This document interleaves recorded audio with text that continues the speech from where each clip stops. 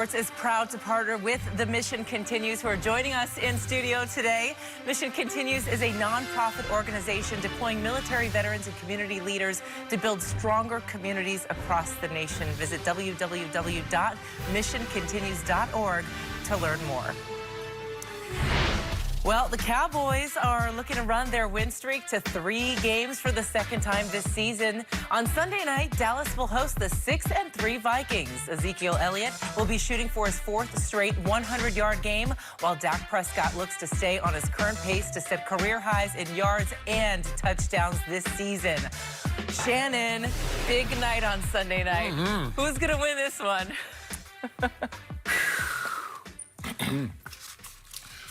Skip, if you follow Kirk Cousins' career, he'll be up and down, and then he'll pull a game, and you're like, where did that come from?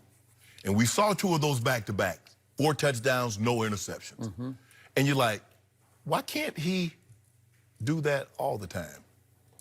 Well, no quarterback is going to throw 4 touchdowns and no interceptions every single game.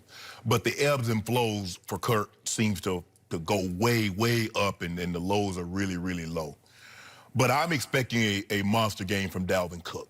And this is the way they're going to win this game, because I don't believe they can just ask Cousins to throw the football 35, 40 times and they win the ball game. I think he needs to keep the throws somewhere under 25 or less to have a great chance of winning this ball game. They need to control the clock. If Cook can run the football, now they play action. I believe they're going to be without Thielen, Skip, who re-injured that hamstring against Kansas City last week. But I think they have enough weapons. Stephon Diggs has been unbelievable. They're starting to use Irv Smith Jr. a little bit more, the tight end. Kyle Rudolph is still a valuable commodity. And the defense. But I think the game is really going to fall on the hands of the defense, because you can't let Zeke get off. If Zeke gets off, it's over. You're not beating them, because Dak's going to play action you, and they're going to have big plays down the field. I'm a little concerned with Xavier Rhodes, because he has not been the guy since he went to that Pro Bowl. He's not the same guy. I don't know if you started reading his press clippings. I don't know if he gained a little weight. He got a little heavy. But he's not that same guy. And teams, if they're not completing passes on him, Skip, he's getting pass interference. He's getting holding. He's getting incidental contact. But with that being said, I think they're due. Put the ball in Dak Prescott's hand. Just like the Eagles said. Really? Yeah, I want the ball in his hand. Dare the devil again. Yes. Woo. Yes, I dare the devil. Yes. Dak, did you hear it? I hope he heard it. Put the ball in Dak's hand. Thank you. Yes. Thank you. I wish they would. Yeah, I dare the devil. They need to send me to hell, because I'm going to put out that fire, and everything going to be copacetic down there. Yeah. So I'm daring them to put the ball in Dak Prescott's hand, because I don't believe he can do it on a consistent basis. I'm taking the Minnesota Vikings 27-24, and when I come in Monday, old first cousin, we be kinfolk again. Really? Yeah. Thank you. So, you know what I just heard from you? I heard you actually, with your head, predicting Dallas. Like your head was telling you, Shannon, be careful, Shannon. You're going to be, oh, no, Shannon. And then your heart took over at the very end, and you just spilled all over the table, and it was just wrong, and wronger. And you knew it when it was coming out of your mouth, but you just couldn't stop yourself. He do. It's cowboy hatred, and it just took over your nervous system, and you just involuntarily just spilled all over the table. Cousins have heard everything you said about when he was in Washington and how he couldn't beat. I've been doing this for like 8 years. Yeah, exactly. On TV. He's heard me for 8 years, however long he's been in the league. He got a new team now. Okay, well, he got a new band. Better backup, I'll give you that. Before I unleash on this, I want to point out that if we just use Pro Football Focus's ranks this week, this is number 2 versus number 4 in their rankings. Yeah. So this is actually the biggest game of the year so far in the NFL. It should be. Seriously. Yeah. Because everybody's hyping the Monday night game, and they should, because it's going to be great, because it's Seattle, San Francisco. Right. But Seattle is ranked, what are we, 3? I'm sorry, San Francisco's 3, and Seattle's 12th in these rankings. Right. So the Seattle defense is not, okay, so this is big time. Yeah. This is potent offense on both sides against 2 very good defenses. Minnesota's is a little better than Dallas's. Okay. And I'll give Dallas the offensive edge. But again, this is very easy for me, because just as Aaron Rodgers has the Cowboys number. Yeah. He just does. Yep. I don't know how to explain it. It's voodoo, hex, whatever you want to call it. It's Dak's number, but okay. Okay, he's got their number.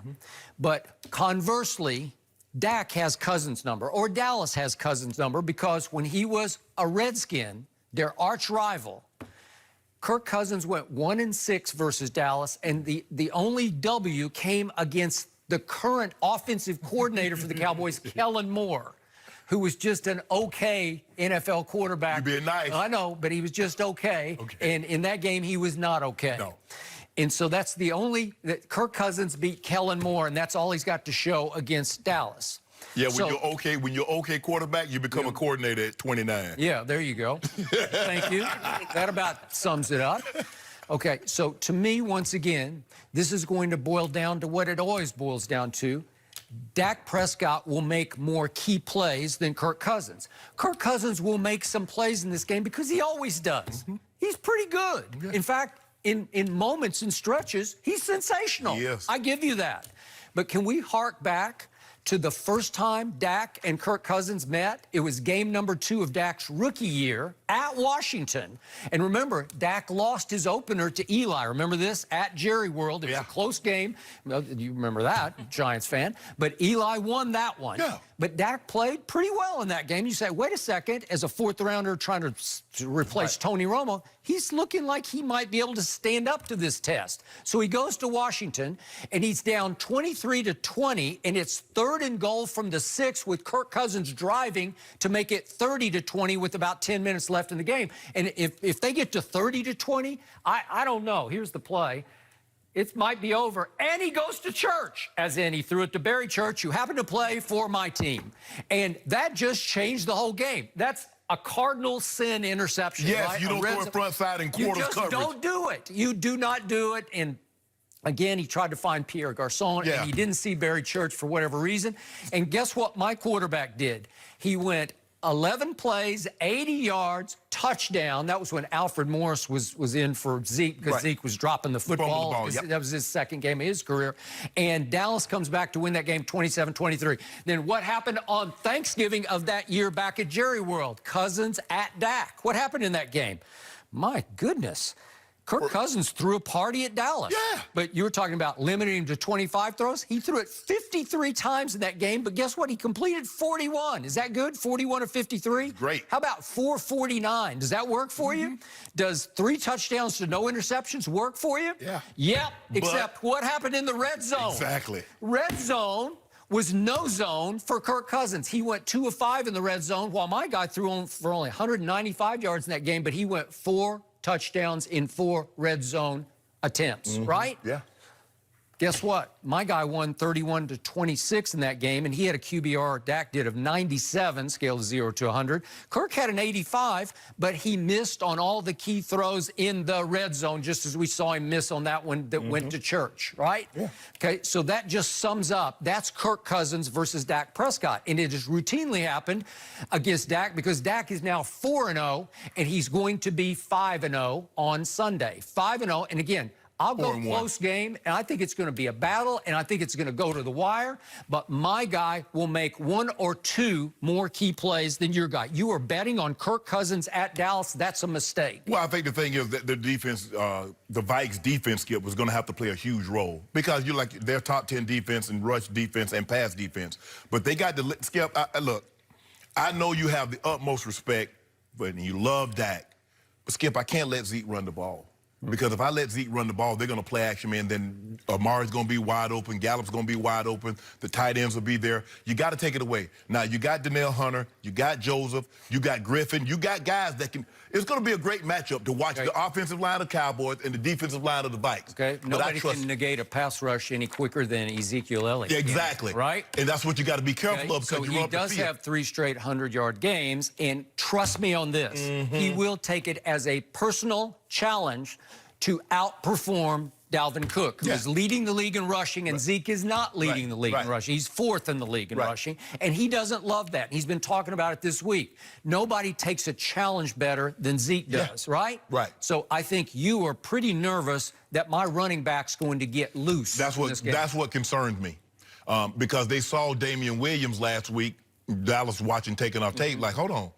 This guy went for 130, almost 140 yards. He did have a 91-yarder skip, but Zeke's like, hey, I might not get to have a 91-yarder, but there are things I see against this Vikings defense that we can take advantage of. And we know the Cowboys' offensive line is better than the Chiefs' offensive line, considering they were down 3 starters. So that's what concerns me, because if Zeke has a 91-yarder, he'll rush for 300 yards. Yep. And that's what I'm not afraid of Dak.